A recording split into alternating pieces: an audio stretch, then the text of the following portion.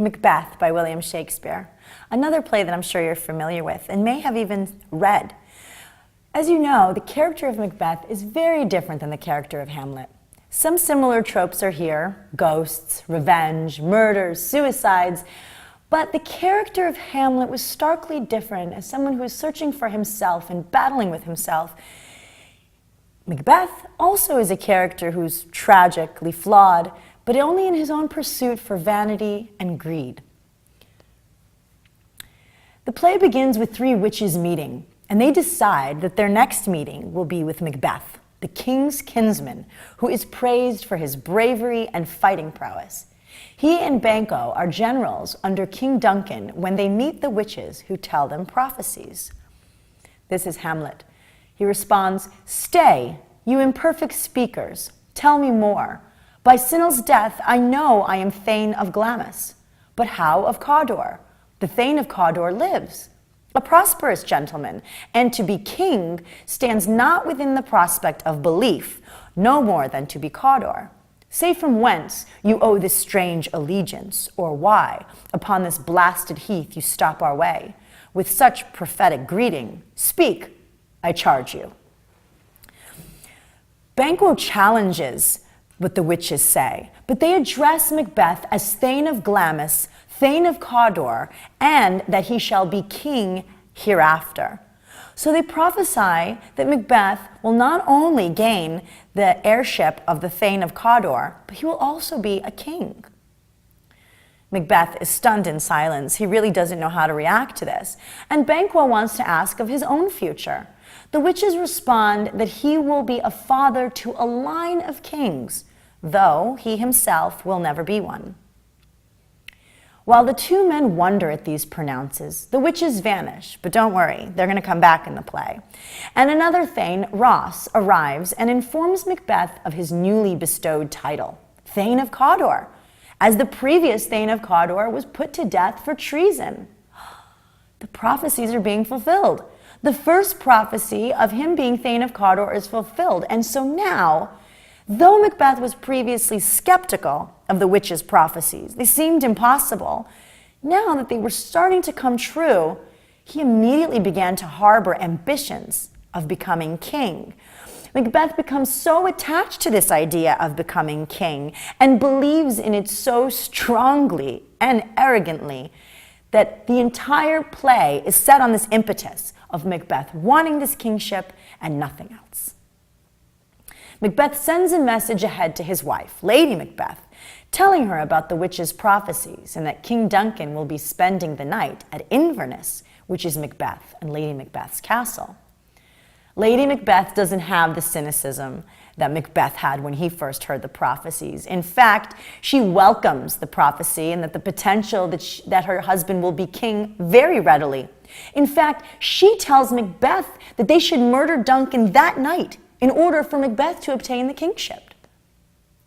When Macbeth arrives at Inverness, she overrides all of Macbeth's objections by challenging his manhood and successfully persuades him to kill the king that very night.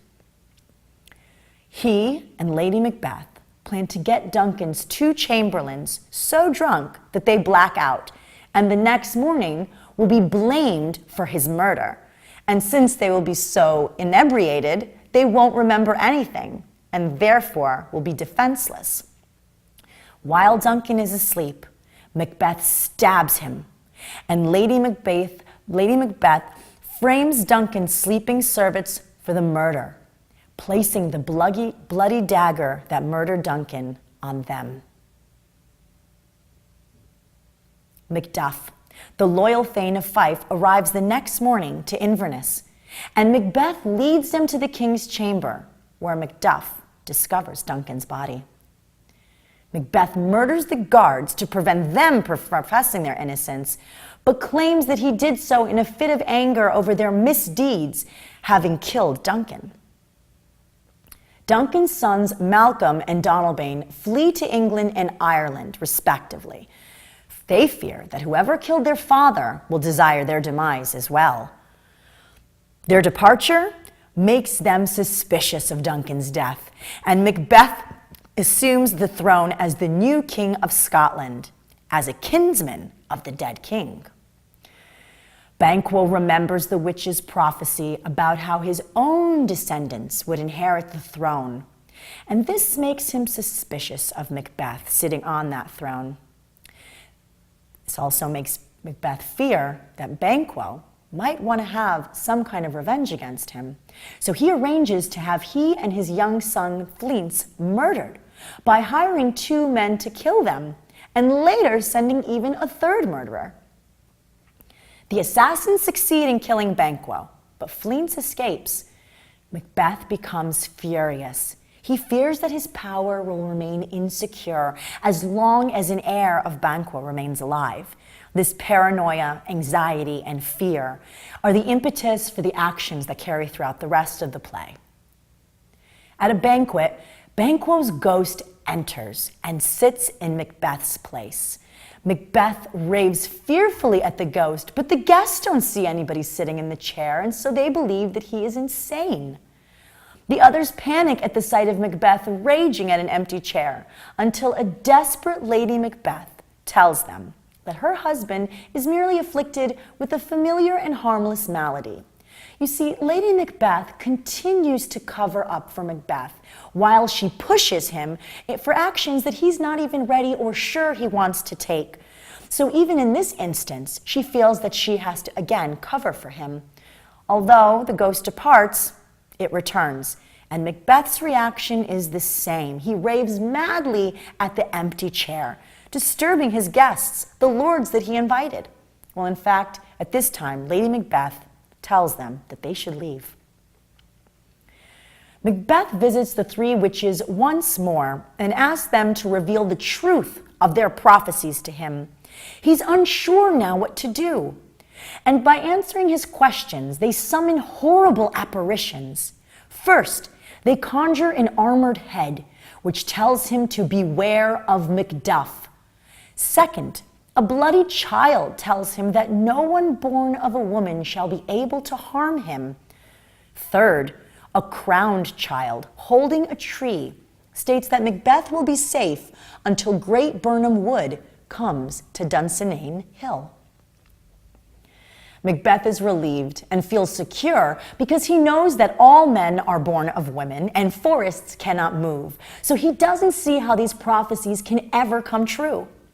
Macbeth also asks if Banquo's sons will ever reign in Scotland. The witches conjure a procession of 8 crowned kings, all who look like Banquo, and the last carries a mirror which reflects even more kings. Macbeth realizes that these are all Banquo's descendants, having acquired kingship in numerous countries. Macduff flees to England, and Macbeth orders his castle to be seized and very cruelly sends murders to slaughter Macduff, his wife, and children.